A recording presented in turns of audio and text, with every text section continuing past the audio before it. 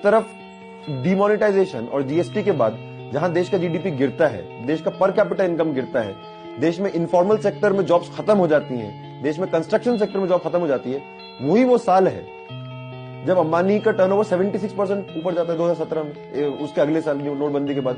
और वही वो समय है जब भारतीय जनता पार्टी का जो डोनेशन है वो 400% ऊपर जाता है। तो आप कौन से इंडिया फर्स्ट की बात कर रहे हैं? आप तो सिर्फ कुछ पूंजीपति वर्ग के लिए काम कर रहे हैं।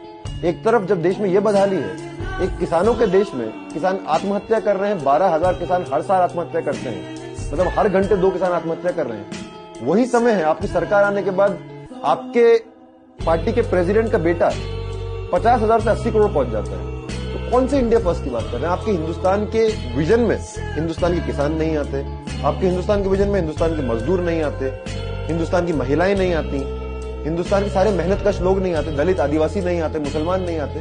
तो फिर आप कौन से इंडिया फर्स्ट की बात कर रहे हैं? जब आप हिंदुस्तान की बात करते हैं तो आपको हिंदुस्तान से कोई मतलब ही नहीं है। मतलब इनका धर्म, ईमान सब सत्ता है, पैसा है। ये हिंदुओं के भी नहीं है, मुसलमानों के भी नहीं है। सब लोग इस पूरे जो उन्माद फैलाया जा रहा है, कभी राष्ट्रवाद के नाम पे, कभी और चीजों के नाम पे, मतलब अभी सिर्फ एक राष्ट्रवाद ही नहीं है, राष्ट्रवाद के साथ जोड़ा जाता है हिंदू धर्म।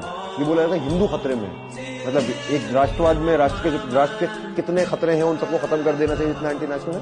ये बोला जाता है हिंदू धर्म ही खतरे में। मैं नरेंद्र मोदी साहब से पूरा इत्तेफाक रखता हूँ, मैं भी मानता हूँ हिंदू खतरे में। बस इतना सा डिफरेंस है कि वो खतरा मुसलमानों से नहीं है, वो खतरा बीजेपी से।